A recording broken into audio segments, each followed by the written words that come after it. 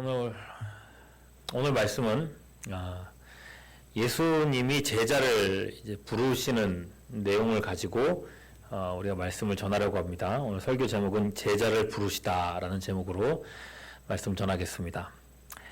한 가지 재밌는 얘기, 재미있을지는 모르겠는데 재밌는 얘기로 말씀을 시작할게요. 미국에 존 스컬리라고 하는 사람이 있었어요. 1970년도에 30살이라는 젊은 나이에 펩시콜라의 부사장이 된 사람입니다. 부럽죠? 예, 근데 이 사람이 그도 그럴 게 워낙에 탁월한 사람이었다고 해요. 부사장이 되고 단 7년 만에 펩시콜라가 그전에는 되게 작고 신생 기업이었는데 단 7년 만에 코카콜라와 대등한 세계적인 기업으로 성장하게 된 게 이 사람 때문이었다는 거예요. 그래서 1977년도에는 펩시콜라의 사장이 되는 37살의 그런 사람이었습니다. 여러분, 펩시콜라의 사장쯤 되면 이제 더 바랄 게 있겠어요? 예. 그 외에 다른 위험, 리스크, 어떤 도전 이런 것들을 할 필요가 없겠죠. 그쯤 했으면은. 그런데 이 사람을 그 위험으로 끌어들인 사람이 있었던 겁니다. 바로 애플의 창업자인 스티브 잡스였습니다. 스티브 잡스가 스컬리의 이 마케팅 능력에 완전 매료가 됐다고 해요. 그래서 스컬리를 찾아와서 우리 애플이라고 하는 회사의 CEO가 돼달라고 부탁을 했다는 거죠. 그런데 여러분, 이미 세계적인 규모의 펩시콜라 사장이 이 조그만 규모의 컴퓨터 회사로 옮긴다는 게 사실 말이 안 되지 않습니까? 여러분이라면 옮기겠습니까? 예. 그런데도 이 사람이 애플의 CEO가 되는 걸 수락한 데는 잡스의 한마디 말 때문이었다고 합니다. 잡스가 이렇게 말했대요. 남은 인생 내내 설탕물을 파시겠습니까? 아니면 세상을 바꿀 기회를 얻겠습니까? 이 말에 넘어갔다는 거예요. 스컬리는 세상을 바꿀 기회에 손을 내밀었다라고 얘기했습니다. 자, 여러분, 누군가를 변하게 하고 누군가의 마음을 변화시키고 그 사람이 나를 따르게 만들려면은 설득하고 납득시키는 작업이란 게 있어야 되는 겁니다. 따를 어떤 이유가 있어야 따를 거 아니에요? 이번 주 이제 우리 금요기도에 있는 거 아시죠? 금요기도에 있는 게 아니라 수련회에 있는 거 아시죠? 중고청 연합수련회 금요기도회 시간에 합니다. 진짜 없는 시간을 쪼개가지고 설교 준비를 하고 있습니다. 네. 오세요. 읍소를 하는 수밖에 없다. 여러분, 하다못해 여러분들도 그렇고 우리 중고등부 아이들도 그렇고 수련회에 참석하자라고 얘기를 하려면은 뭔가 그래도 설득이 돼야 오는 거 아니겠습니까? 네? 안 되면 간식 준다고 하든지 치킨이라도 먹겠다고 하든지 뭔가 와야 될 이유를 제시해야 되거든요. 이런 걸 마케팅이라고 해도 좋고 영업이라도 해도 좋습니다. 이게 설득이란 거는 뭔가 기본 중에 기본인 것 같아요. 그런데 말입니다. 오늘 예수님이 제자들을 부르시는 이 장면을 보면은 저는 당황스럽습니다. 13절 보세요. 또 산에 오르사 자기가 원하는 자들을 부르시니 나온지라 이렇게 돼 있어요. 부르시니 나온지라. 이 두 단어를 한번 주목해 보세요. 이 두 단어 사이에 엄청난 간격이 존재한다는 생각이 들지 않습니까? 누군가를 부르실 때는 아까 얘기했던 것처럼 부르신 이유라도 설명하든지 나를 따라오면 세상을 변화시킬 수 있어.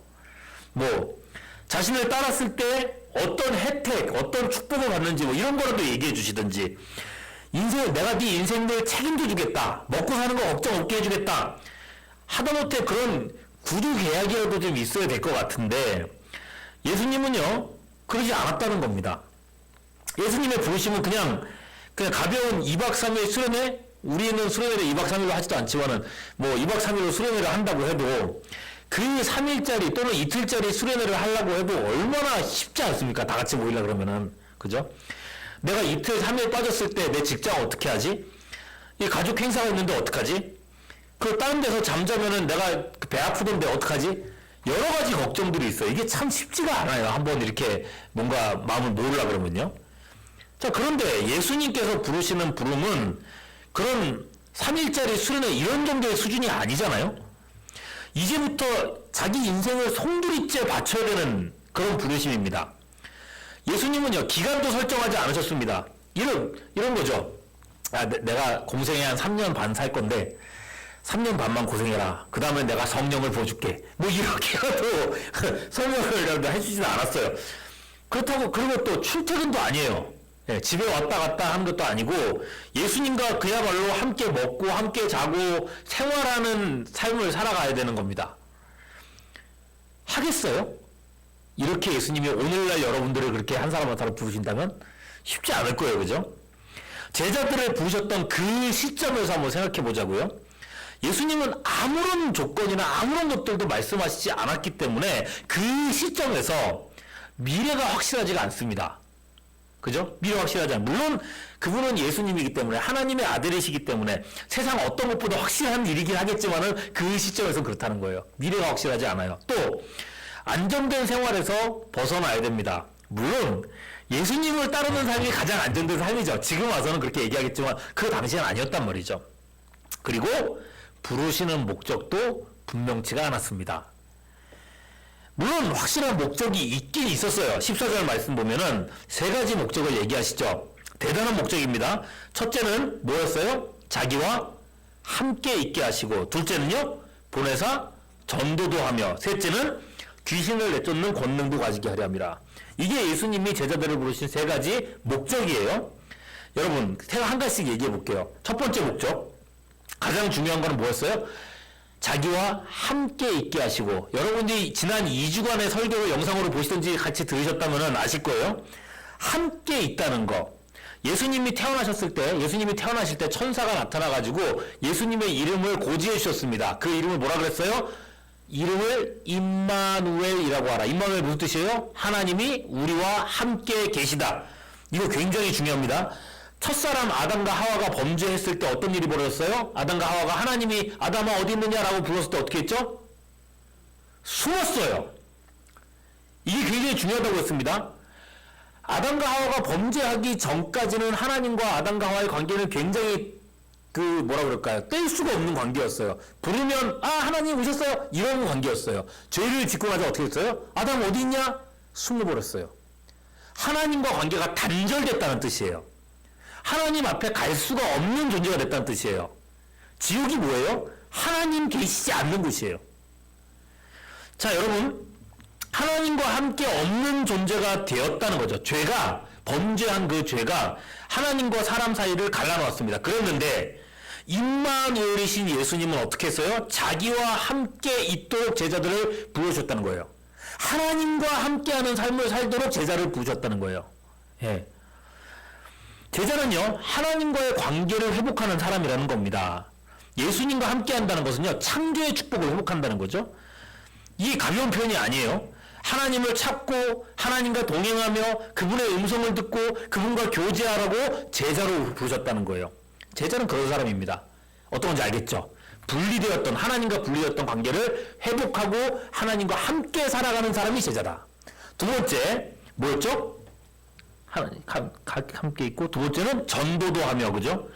여러분, 교회가 해야 될 최대의 사명은 전도 맞습니다. 전도가 뭐예요? 도를 전하는 거잖아요. 그렇다고 여러분 어떻게 해서 도를 아십니까? 이런 거는 또 달라요. 자, 예수님께서 이루신 구원의 일을 전파하는 게 전도입니다. 근데 여러분, 이거는 지난주에 설교 들었던 사람은 아실 거예요. 하나님께서 아브라함에게 주신 언약이 있었어요. 네, 아브라함이 그 아들 이삭을 바쳤을 때 그 이삭을 대신해 가지고 양을 죽이게 하시고 양을 바치게 하시고는 아브라함한테 이런 약속을 주셨죠. 내 씨로 말미암아 누가 복을 받는다고요? 천하 만민이 복을 받을 거라 그랬어요. 지난주에 얘기했던 거예요. 아브라함한테 약속했던 게 그게 뭐냐면은 내 씨로 말미암아. 아브라함의 씨는 뭐예요? 이삭이고 그 후손들이잖아요. 아브라함의 자손들 누구예요? 지금 있는 유대인들, 이스라엘 사람들 혈통적으로는 그렇거든요. 그런데 그 이스라엘 그 민족 그 사람들한테 여러분 혜택 받은 거 있어요? 없단 말이죠. 이스라엘 민족들 지금은 되게 힘든 민족들이에요. 그죠? 고집불통이고 막 전쟁하려 그러고 막 아우 그래요. 지금 이스라엘 그래요.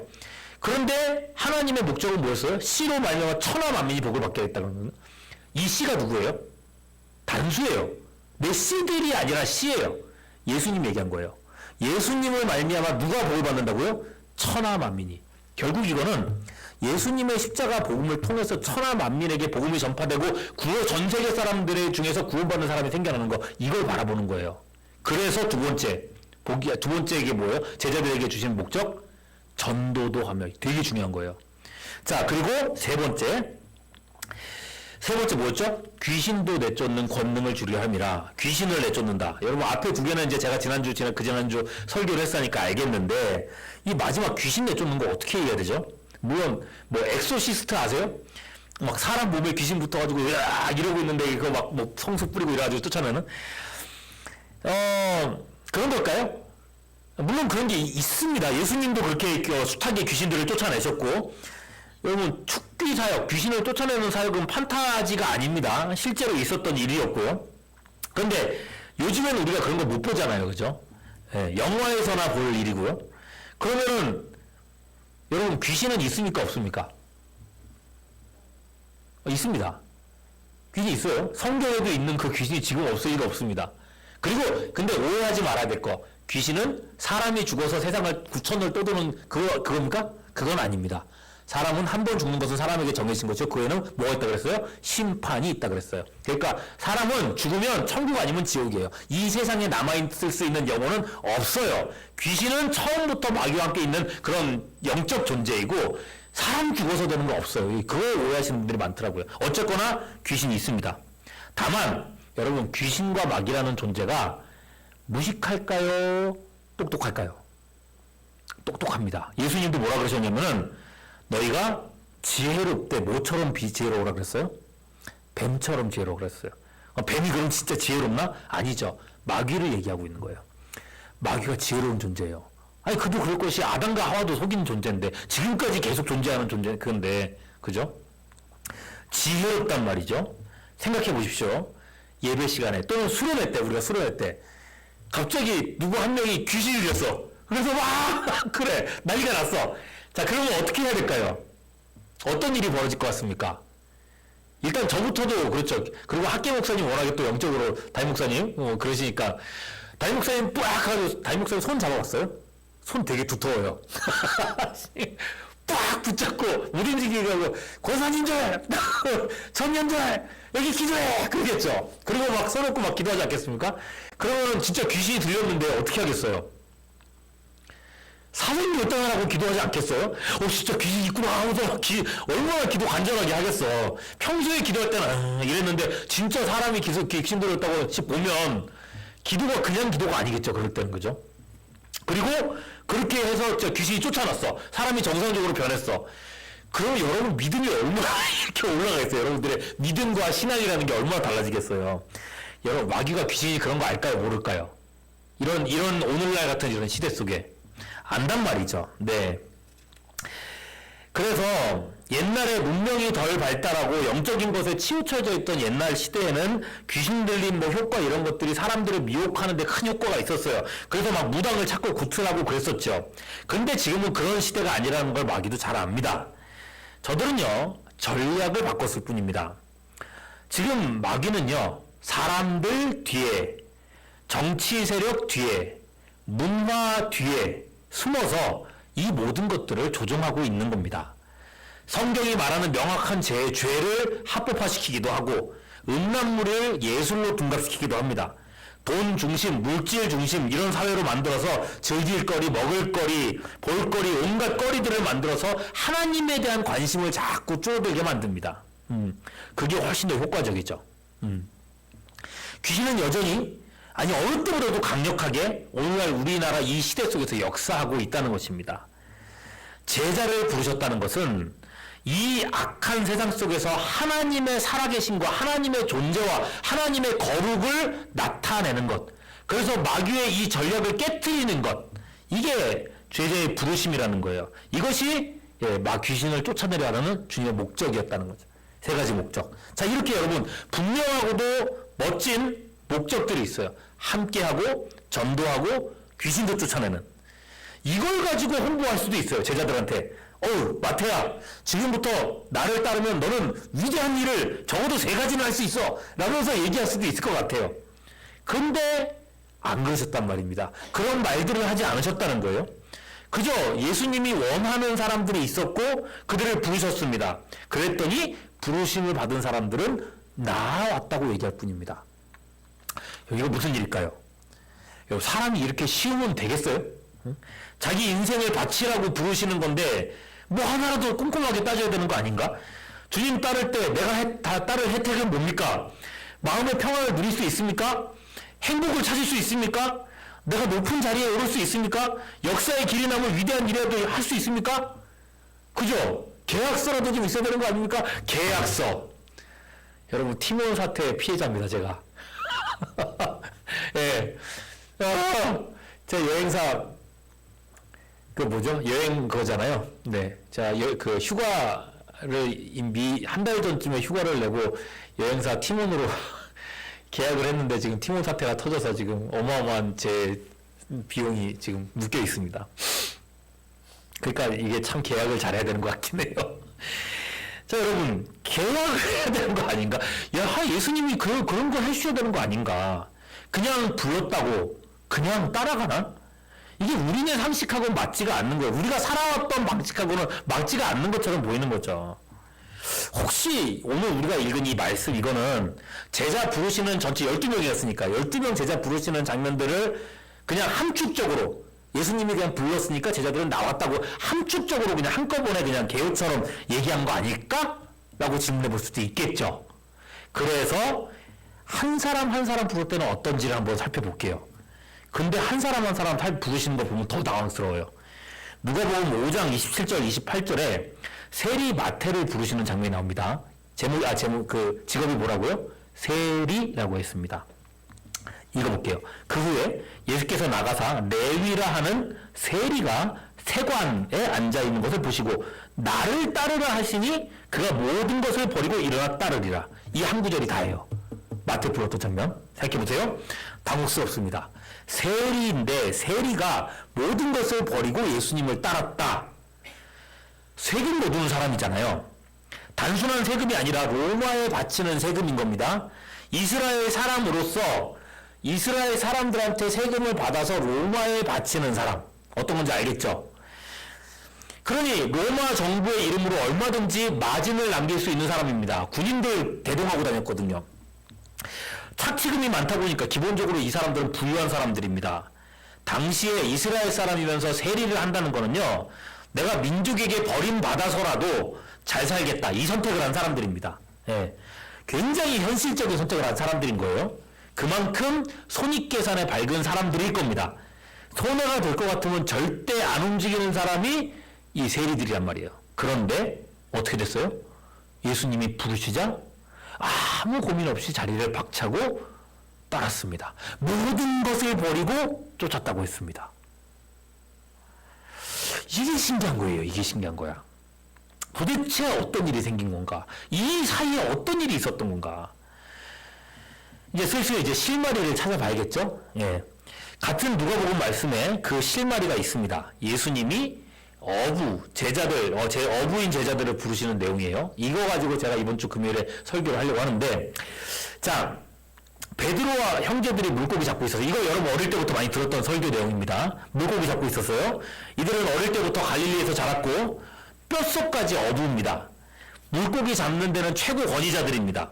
그런데 이날은 밤새도록 그물을 던졌지만 고기를 한 마리도 잡지 못했던 날이었습니다. 너무 이상한 날이었어요. 아무리 그래도 그렇지 고기가 한 마리도 안 잡힌다고? 밤새 허탕치고 지친 마음으로 그물을 씻고 있었다고 했습니다. 예수님께서 그물을 씻고 있는 제자들에게 다가오시더니 뭐라고 하시는가?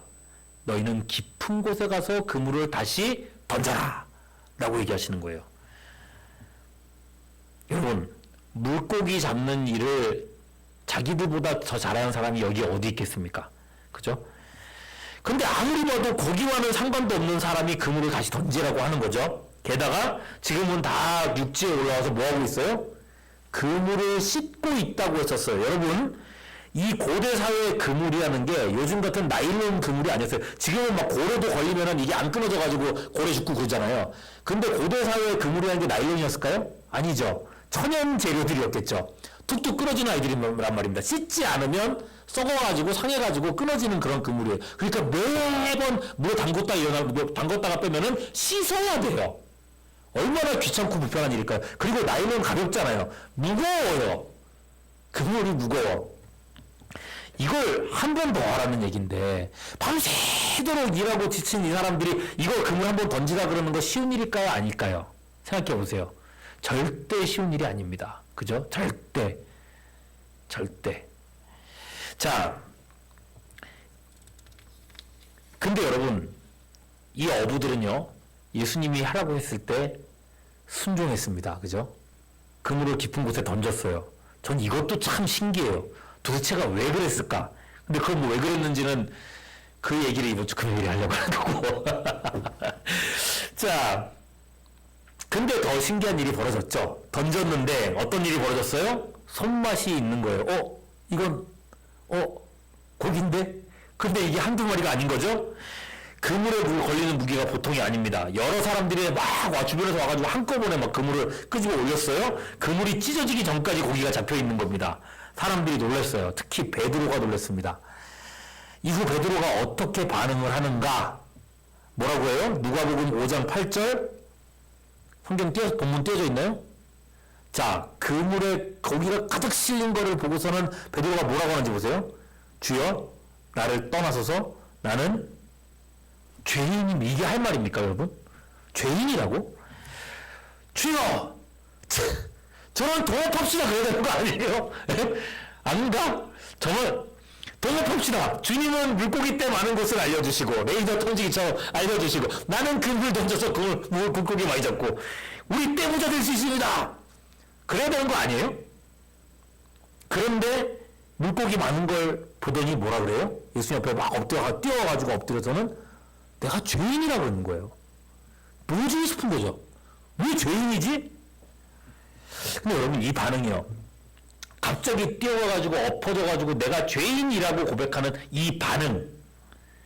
이건 구약 시대의 이스라엘 사람들, 하나님의 백성들에게는 너무나도 익숙한 장면입니다. 도대체 누구 앞에 서면 내가 죄인이라고 말할까요? 판사 앞에서요? 목사 앞에서요? 경찰 앞에서요? 아니요. 그죠? 그런데 그 앞에서도 사람은요, 아니야, 나는 죄인이 아니야! 이렇게 얘기하는 게 사람입니다. 인간은요, 누구 앞에서 함부로 죄인이란 말 절대 하지 않습니다. 내가 죄인이라고 어쩔 수 없이 고백할 수밖에 없게 만드는 존재. 그래서 나를 제발 떠나가 주시기를, 내가 당신을 결코 보지 않기를 원한다고 말할 수밖에 없는 존재는 한 분뿐입니다. 누굴까요? 하나님입니다. 죄와 상관이 없으시고 죄를 심판하시는 하나님밖에 없어요. 하나님의 절대적인 이 거룩성, 하나님의 절대적인 어떤 그런 선함 앞에 인간이 서게 되면요, 인간 안에 있는 죄들이 자꾸 생각나게 돼 있어요. 이 오게티라고 하잖아요. 오게티.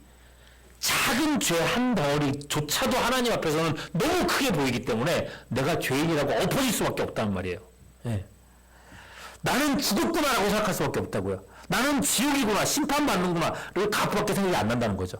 그래서 구약시대의 구약시대에 여러분 성경을 다 읽어보세요. 사람들이요, 하나님 만나면 다 엎드려졌어요. 예. 화로다, 나여 망하게 되었도다라고 고백을 했다고요. 베드로가 그 반응을 보인 거예요, 여러분. 베드로가요. 지금 베드로는 예수님을 누구로 인식한 거예요? 하나님이라고 인식했다는 겁니다. 지금 하나님이 내 앞에 계시구나라고 인정하고 깨달았다는 거예요. 그래서 엎어졌어요. 주여, 나는 죄인입니다라고 고백한 거예요. 예수님은 그런 베드로를 부르십니다. 그리고 이에 범부들이 어떻게 반응했나 보세요. 누가복음 5장 11절, 그들이 배들을 육지에 대고 모든 것을 버려두고 예수를 따르니라. 아까 세리마태와 똑같죠. 모든 것을 버려두고 예수를 따르니라. 배와 물고기와 그물, 생계수단 다 내려놨습니다. 그리고 예수님을 따릅니다. 그죠? 마태가 했던 것처럼. 한 사람 한 사람 개별적으로 부르는 것을 봐도 그리 다르지 않습니다. 예수님은 부르셨고 제자들은 따랐습니다. 이유는 단 하나입니다. 그들을 부르신 예수님이 누구라고요? 하나님이었다는 거예요. 하나님이 누군가를 부르실 때는요, 그 주도권은 그분이 쥐고 계신 겁니다. 그분에게 선택할 권리가 있으신 거고 그분에게 부르실 권리가 있으신 겁니다. 그래도 우리는 고집스럽게 생각하죠. 예수님의 부르심과 제자들의 따르는 그 사이에는 뭔가 매개체가 있을 거라고. 그래, 마태는 예수님에 대해서 이미 뭔가 들은 게 있었을 거야. 그분이 병 고치는 것도 알고 있었을 거고 그분의 능력에 대해서도 알고 있었을 거야. 그래서 그분에게 인생을 걸었겠지. 물론 예수님에 대한 여러 가지 얘기들을 이미 소문으로 알고 있었을 수도 있습니다. 그렇기 때문에 예수님을 따랐는가? 아니요. 그랬더라도 베드로는 뭔가를 따졌어야 됐을 겁니다. 우리도 그랬을 겁니다. 따졌을 겁니다. 여러분, 성경은 그렇게 말하지 않는다는 거예요. 성경이 강조하는 건 부르심과 따름 그 사이에 어떠한 징검다리도 없었다는 것입니다. 주님은 부르셨고 제자들은 따랐습니다. 그게 다입니다. 그리고 그게 제자입니다. 제자의 자격 요건입니다. 그렇게 하지 않고서는 달리 예수님을 따를 수가 없습니다. 여러분, 예수님은 지금도 우리를 부르고 계십니다. 이걸 기독교 교리에서는 소명이라고 부릅니다. 하나님의 아들이시요 만주의 주이신 예수님은 우리도 제자로 부르고 있습니다. 관중이나 구경꾼으로 부르신 게 아닙니다. 제자는요, 부르실 때 응답하는 사람들이 제자입니다. 여러분 어떻습니까? 하나님 앞에 요구 조건을 대고 있습니까? 계약서라도 내밀려고 하십니까? 그래도 내가 따를 수 있는 좀 거리라도 달라고 얘기하고 싶으십니까? 뭐 일이 잘 풀리든지 뜨거운 마음을 주시든지 평안한 마음을 주든지 소원을 들어주시든지 그러면 따를게요. 여러분, 이런 사람을 우리는 뭐라 그러냐면요, 고객님이라고 부릅니다. 제가 일주일에 5일 동안 입에 아침부터 저녁까지 입에 붙도록 못하는, 입에 붙어있는 말이 고객님입니다. 네, 고객님. 하나님은 우리를 고객님으로 부르지 않으셨습니다. 관중으로 부르지 않으셨습니다. 구경꾼으로 부르지 않으셨습니다. 여러분들이 그렇게 되지 않기를 바랍니다. 만왕의 왕이라고 우리가 고백하는 하나님을 섬기면서도, 그런 엄청난 부르심을 받고 있으면서도 맨날 제자리인 삶을 살고 있다면 끊어낼 수 있기를 바랍니다. 여러분을 부르신 분이 누구신지를 항상 생각하시기를 바랍니다. 오늘도 주님은 여러분을 부르십니다. 모든 것을 내려놓고 따랐던 제자들처럼 주님의 부르심에 응답하는 여러분, 주님의 제자로 살아가는 우리가 될 수 있기를 바라고, 특별히 이번 주 금요 기도에 같이 나와서 같이 하나님 앞에 기도하면서 우리가 어떻게 주님의 길을 따라가야 될지 고민하면서 그 길을 찾아가는 우리가 될 수 있기를 주님의 이름으로 축원합니다.